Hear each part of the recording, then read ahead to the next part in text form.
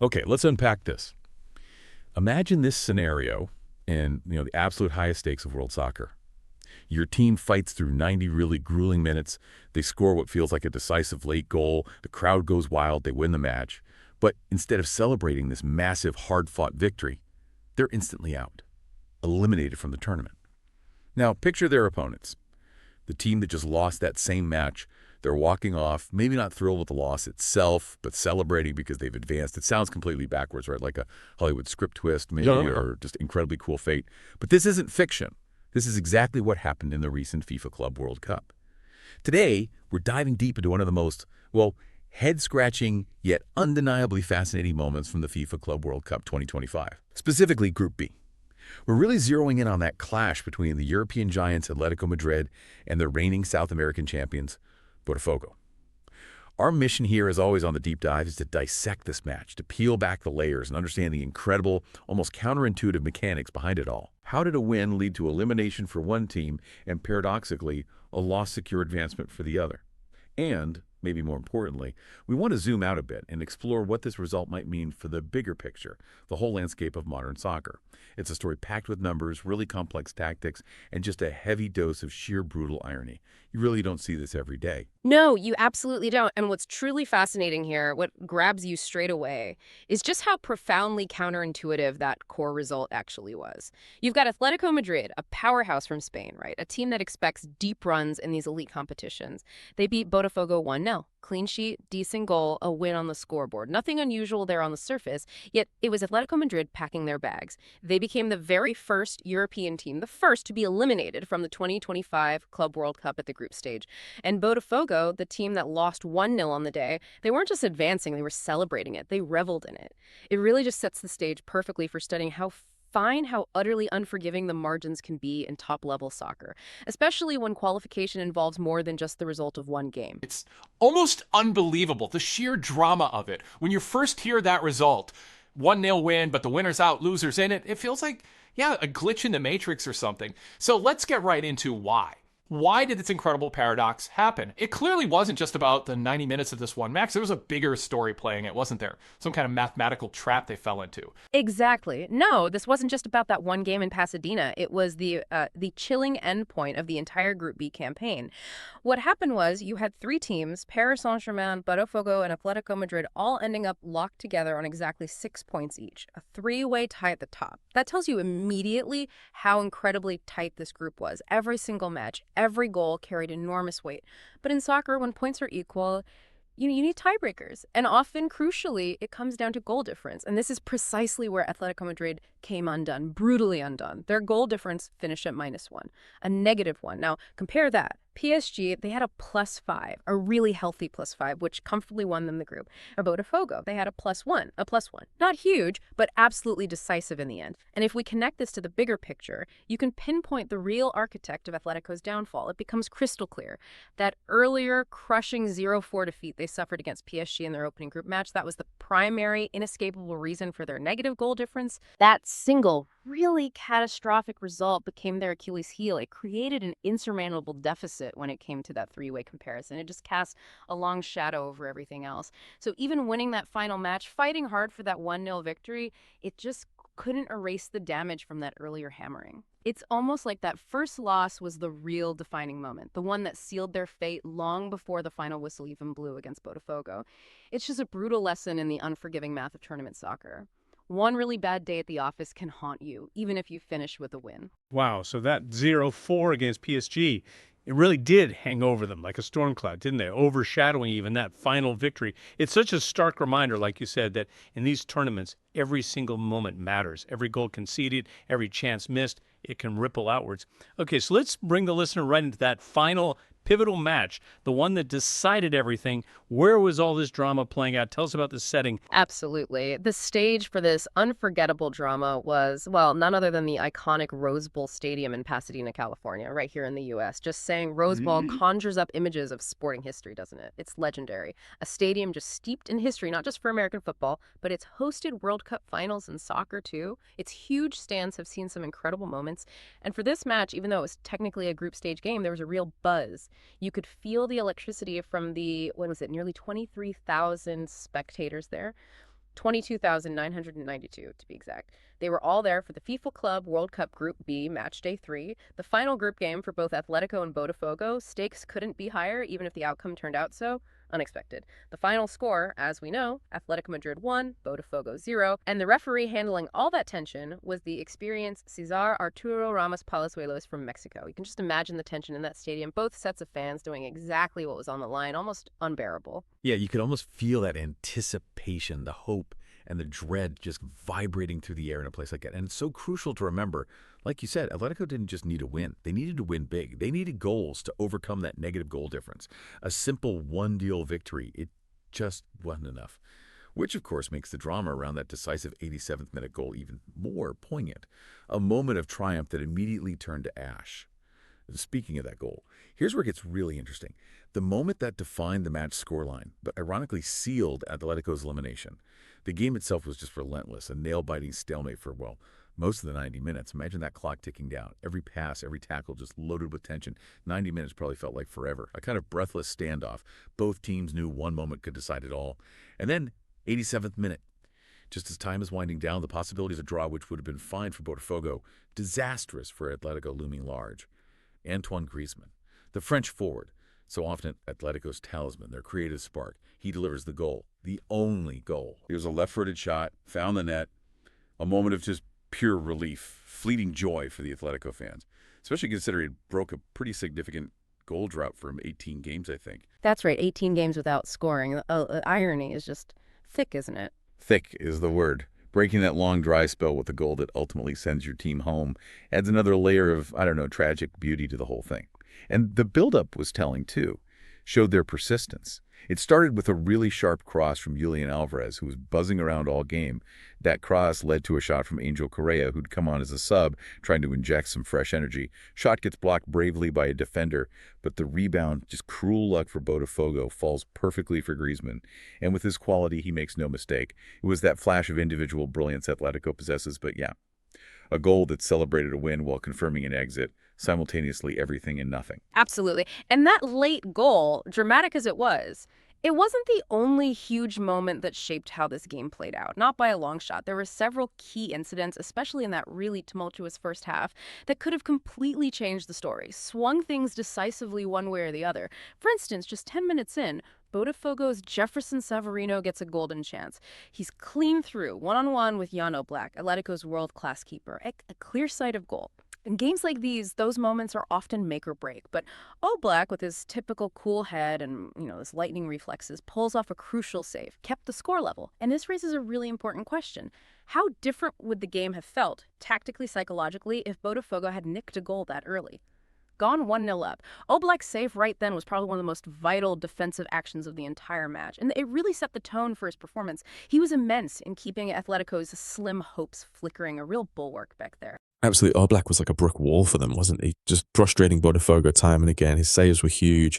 He kept them in a game that felt like it could have slipped away much earlier. Then later in that first half, towards the end, Julián Álvarez, who was, as you said, involved in a lot of Atletico's attacks, he had his best chance sometime between the 40th and 45th minute. Gets a shot off from close range inside the box, prime position, but agonizingly goes just wide of the left post. So close, yet so far. Kind of the theme for Atletico that day, wasn't it? And then right before half-time, the big one, the VAR controversy that just ignited Simeone and sent ripples of frustration through the stadium. 45 plus 1 minute. Seconds before the whistle, Alvarez is clearly stepped on by Botafogo's Gregor inside the penalty area. It looked pretty blatant. The referee initially looked like he was giving it. Arm goes up, penalty signal. A massive chance for Atletico to take the lead right before the break. But then down the traits. The wait. The dreaded VAR review. And after what felt like an age, the decision is overturned. The reason? A foul, apparently committed by Alexander Surloff earlier in that same phase of play. So no penalty. You could almost feel the steam coming out of Diego Simeone's ears on the touchline. He was furious, gesticulating disbelief, outrage, the works. You just feel that sense of injustice bubbling up. A huge psychological blow for Atletico right before halftime. So what does all this mean for the flow? It means momentum was swinging wildly, and Atletico definitely felt hard done by, which must have just added layers of emotional pressure onto an already intense game. It wasn't just tactical, it was emotional. Definitely. Those moments just underscore the razor-thin margins, don't they? And the intense psychological battle playing out alongside the physical one. That VAR decision, especially denying them that chance, it clearly fueled Simeone's frustration, which he didn't hide later on. Moving into the second half, we saw those crucial tactical tweaks that really showed what was at stake, showed the coaches trying everything. Simeone clearly recognizing they weren't breaking Botafogo down effectively in the first half, made that big change right at the break. Griezmann on for Serloff, that was a clear statement. Trying to inject more attacking flair, more creativity, something different, acknowledging the first half struggles. He was banking on Griezmann being the key to finally unlock that incredibly stubborn Botafogo defense. And Griezmann nearly did make an even earlier impact. Not long after coming on, second half, he has another chance. Left-footed shot again, absolutely smacks the post. Agonizingly close, bounces out, almost broke the deadlock much earlier. It was like a sign of the quality he brought, but also maybe a symbol of Atletico's luck or just that lack of clinical edge on the day. Then around the 67th minute, Oblak has to be the hero again. Shows his class once more. Botafogo's Igor Jesus, who is a handful, hits this clean volley from inside the box, looked destined for the net. A real rocket. Yeah, and Oblak, again, pulls off a brilliant acrobatic save, kept Atletico's incredibly slim hopes alive, kept it 0-0 for so much longer than they wanted. These were proper hard-mouth moments for both sets of fans. Each save, each near miss, just ratcheting up that tension. It really was. And the stats, when you look at them, they paint such a vivid, almost stark picture of that tactical battle. This highlights that classic clash we sometimes see. Possession-heavy, attacking soccer versus disciplined, defensive, counter-attacking play. Europe versus South America, in a way. Atletico Madrid, as you'd expect, needing goals, dominated the ball. Had 61.3% possession, commanding, really. Botafogo, quite happy to sit back, absorb it all, settled 38.7%. No surprise there. Atletico pushing, Botafogo defending deep, saying, come on, then break us down. But as we know all too well, possession doesn't automatically mean goals. Or wins, as this game proved so dramatically. When you dig into the shot statistics, it really throws Atletico's efficiency problems into sharp relief against Botafogo's amazing defensive strength and opportunism. Atletico took an incredible 23 shots in the game. 23. That's a huge volume. Shows sustained pressure, shows they were camping in Botafogo's half. In contrast, Botafogo managed only 7 shots in the whole 90 minutes. But here's the key bit. Shots on target, the real measure of threat. Atletico only managed 5 on target out of those 23 attempts. Botafogo, they got 3 shots on target from their 7 attempts, much more efficient. This means Atletico had a staggering 18 shots fly off target. 18, compared to just 4 for Botafogo. What these numbers scream is quantity versus quality. It's a testament to Botafogo's defensive shape. Atletico threw the kitchen sink at them, a relentless barrage, but that final ball, the decision-making, the finishing, it just wasn't there. Botafogo, meanwhile, were clinical. When they got a sniff, they made Oblak work. They made their few chances count. A classic example of maximizing limited opportunities. So what do those numbers tell you about how the game actually felt to watch? Because 23 shots sounds like an absolute onslaught. It tells me it must have felt almost suffocating for Botafogo. Constant pressure, wave after wave of attack. But like you said, the fortress walls just held firm. And speaking of fortresses, let's talk goalkeepers. Because their heroics were absolutely central to this whole paradoxical result. Jan Oblak for Atletico, despite being on the wrong side of the group stage outcome, he was rated a strong 7 out of 10, made 3 absolutely crucial saves. Game-saving stuff, he single-handedly kept them in it, gave them that fighting chance right until the end, showed why he's one of the best. But for Botafogo, their keeper, John Victor, he was the real story, wasn't he? The celebrated hero of their qualification. Made 4 or 5 saves, some described as spectacular, earned an 8 out of 10 rating. He was arguably the key player for Botafogo getting through. Just incredible agility, great positioning, cool as you like under that relentless pressure. His performance was the bedrock of their whole tactical plan. Absolutely. This is where individual brilliance just intersects perfectly with the team strategy, isn't it? John Victor's performance wasn't just a great day for him. It was the absolute linchpin of Botafogo's entire approach. Without those key saves, their disciplined defense, however well drilled, probably would have cracked under that sheer weight of Atletico attacks. Looking at other data points quickly, Atletico's pressure is also reflected in the corners. 9 for them versus just 3 for Botafogo. Shows where the game was played. Fouls were pretty even, 11 by Atletico, 12 by Botafogo. Suggests it was hard fought, but not necessarily dirty, despite everything on the line. Only 1 yellow card in the whole game to Botafogo. No reds, thankfully, which is maybe surprising given the tension. And interestingly, 0 offsides for either team. 0. Suggests very disciplined defensive lines, maybe, but also careful attacking runs, perhaps wary of VAR catching them out. Speaks to good coaching on both sides, really meticulous preparation. Well, let's zoom right in on that tactical battleground there. Beyond the big moments and the stats, this whole game felt like, as you said, a chess match. High-stakes tactical warfare between two really different footballing ideas.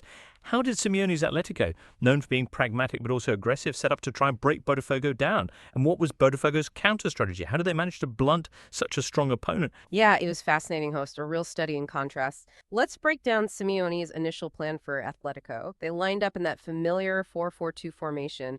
It's a system Simeone relies on for its structure, defensive solidity, and ability to transition quickly. The starting 11, Oblak in goal, naturally.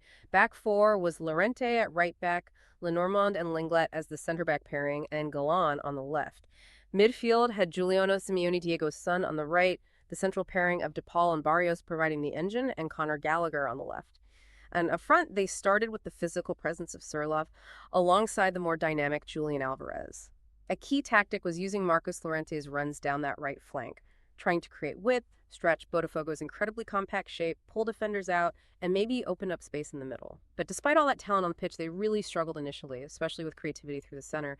They kept getting bogged down, couldn't find those killer passes or movements to unlock Botafogo's deep block. Until, as we mentioned, Griezmann came on in the second half and gave them that missing spark, that different dimension. For a while, they were playing right into Botafogo's hands. Now, contrast that with Botafogo.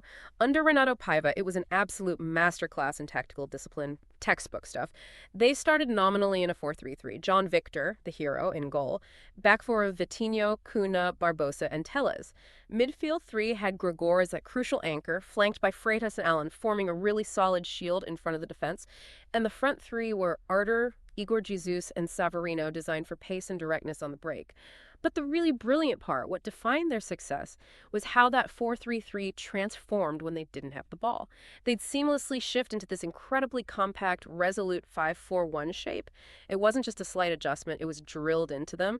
The wingers, Arter and Savarino, worked their socks off tracking back, effectively becoming extra fullbacks or wide midfielders. Created a five-man line at the back that just smothered Atletico's wide attacks. The midfield four stayed incredibly tight, closed down all the spaces, denied Atletico easy passing lanes through the middle, forcing them wide where Botafogo felt comfortable dealing with crosses. And they always carried that threat of a quick counter, even if infrequent. Kept Atletico honest, stopped them committing everyone forward. Plus, crucially, Botafogo knew a draw was enough. That allowed them to be ultra-pragmatic, totally defensive-minded. They basically dared Atletico. Go on, try and break us down. Time was their friend. Their execution of that plan, flawless. You can really picture the coaches on the sidelines, can't you?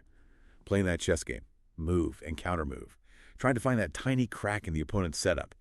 And their substitutions also really reflected those different game plans, didn't they? One coach trying to smash down a wall, the other trying to add more bricks. Exactly. Atletico's changes were proactive, trying to force the issue. Simeone wasn't afraid to switch things up at halftime, bringing on Griezmann for Surlov, as we discussed. That was the big one.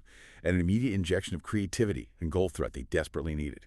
Griezmann's ability to link the play, his clever movement, his finishing, that's what was missing in the first 45. Ángel Correa, coming on later, added more directness too, fresh legs out wide, trying to find a way through. The changes were all about finding that breakthrough against Botafogo's deep block. Botafogo, though, minimal changes. Their focus was pure stability. Maintain the shape, maintain the discipline. Any subs they made were like for like, designed to slot straight into the system, keep energy levels up, but crucially, not disrupt that incredible defensive organization. They were happy absorbing pressure, and that stability, that unwavering commitment to the plan was absolutely key to them seeing it through, holding off that relentless Atletico pressure. And the post-match comments, they give you such a raw insight into the emotions, don't they? The tactical fallout. Diego Simeone, Atletico's coach, usually so fiery, he just sounded palpably frustrated, even though they'd won the game itself. He said, and you could hear the disappointment, "We got 6 points. Ultimately, we were punished because it wasn't enough." His words kind of hinted it was more than just bad luck or refereeing calls, didn't they? He acknowledged that decisions sometimes go their way, but he also urged his team to look inwards, reflect on their own performance, almost admitting they didn't quite hit the level required consistently. It suggests he knew their elimination wasn't just about external factors. It was also about their own missed chances, their inefficiency, and of course, that disastrous PSG result hanging over them. Pretty candid, really, for Simeone. Yeah, remarkably so. And then you contrast that with Botafogo. What an incredible underdog story. Renato Paiva, their coach, was just beaming with pride, wasn't he? Almost couldn't believe it himself. He openly said, if I said in Brazil we would qualify from this group, everyone would criticize me. We did something no one expected. That wasn't false modesty. It was genuine shock, reflecting the massive expectations gap. He hammered home how low their odds were initially, said even 10% would have been seen as wildly optimistic back home. That really frames the scale of their achievement, pulling off this huge upset against not one but two European giants in PSG and Atlético. This is so much about their tactics, their belief, their sheer guts. Absolutely. And the players, well, they echoed those feelings. Griezmann, even though he got the goal, he was clearly frustrated they didn't achieve more overall. He felt the refereeing went against them during the tournament, mirroring Simeone's hints. But to his credit, he also talked about needing to focus on internal improvements, a mature take. Julián Álvarez was even more direct about the officiating, wasn't he? Explicitly said he thought Atlético deserved 2 penalties in that final match, especially the one VAR overturned. He said something like, I honestly haven't seen a situation like this. We should have had 2 penalties. It's obvious that VAR call left a really bitter taste for the whole Atletico squad and became a central part of their narrative explaining the exit. That feeling of injustice was strong. And that whole narrative, the frustration versus the triumph, it's all laid bare in those final Group B standings. A stark, brutal reminder of how cruel top-level soccer can be. The final table, PSG top, 6 points, healthy +5 goal difference, comfortable group winners, job done. Then Botafogo, also 6 points, but that crucial +1 goal difference. Just enough, against all odds, to sneak through to knockouts. And then Atlético, same 6 points, but that killer net of 1 goal difference puts them third. Out. Shock elimination. Seattle Sounders finished bottom with 0 points and is 5 difference already eliminated. It just highlights those razor-thin margins at the top. A single goals difference determining such massively different fates for 2 teams on the exact same points tally. Just unforgiving. It really is. And this is more than just one game's result, isn't it? Yeah. It feels like a statement. A real tremor in the club soccer world. Atletico Madrid's elimination is historic. The first European team knocked out at the group stage of this expanded 2025 Club World Cup. For a club of their size, their reputation, their budget, that's incredibly humbling, a huge shock. And for Botafogo, an unbelievable historic breakthrough for them as Copa Libertadores champions. But it's bigger than just Botafogo, too. It feels like a massive signal for Brazilian soccer, maybe South American soccer overall. A sign of a powerful resurgence after years where European clubs seem totally dominant globally. It really challenges that idea of European invincibility, doesn't it? Suggests the gap might be closing, tactically at least. Feels like a new chapter. And looking ahead now, Botafogo gets the Group A winner next, in Philadelphia on June 28th. While PSG, as group winners, they face Inter Miami down in Atlanta on June 29th. The tournament rolls on, definitely with a different complexion after this upset. Oh, absolutely. And the ripple effects went far beyond the pitch. You saw it immediately in the fan reactions, the media narrative. Social media just exploded. Intense, polarized reactions. Botafogo fans, despite the 1-0 loss on the day, were ecstatic. Pure celebration mode. Those thousands of Brazilian fans at the Rose Bowl created this incredible carnival atmosphere, singing, dancing, celebrating the tactical victory, the qualification, like they'd won the whole thing. On the flip side, Atletico fans, understandably venting huge frustration, especially fixated on those refereeing decisions, feeling multiple calls cost them dearly across the group stage and ultimately led to their elimination. Oh, I bet. The online debates must have been raging for days. Endless dissections of that VAR call, the what-ifs. Exactly. A cauldron of what-ifs is right. And the media commentary largely reflected this split, while also trying to add context. Most international sports media outlets widely praised Botafogo, called it a textbook tactical performance, highlighted how they neutralized Atletico's stars through sheer collective discipline, organization, and sticking to the game plan. Atletico's elimination was universally framed as one of the biggest upsets of the tournament so far. A real shocker, instantly part of Club World Cup history. Outlets like ESPN really leaned into the angle of South American soccer's rising tactical level, seeing this not just as a one-off fluke, but maybe a genuine sign of things to come, challenging that European dominance narrative.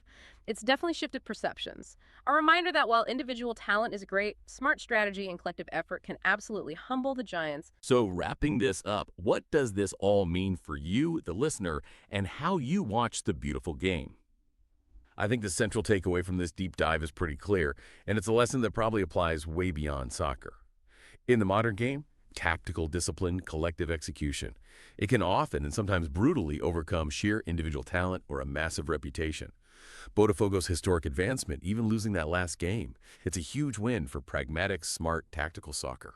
And yeah, powerful signal for Brazilian soccer's resurgence globally. It's a blueprint for how to punch above your weight. Couldn't agree more. And for Atletico, Griezmann's late goal, a moment of individual quality, sure, but ultimately couldn't paper over the cracks. Their lack of decisiveness in key moments, not just in this game, but earlier too. Despite all that talent, they just lack that clinical edge, maybe that tactical adaptability when it really mattered. Which raises that important, broader question for you listening. Where else do we see this play out? What other parts of life or competition mirror this lesson from the Rose Bowl? Where does meticulous strategy, unwavering teamwork, maybe less flashy effort, consistently manage to outmaneuver bigger resources or established names? What's one area you could maybe apply that insight? Your job, a personal project. Where could collective brainpower and disciplined execution be your unexpected route to success? Something to chew on.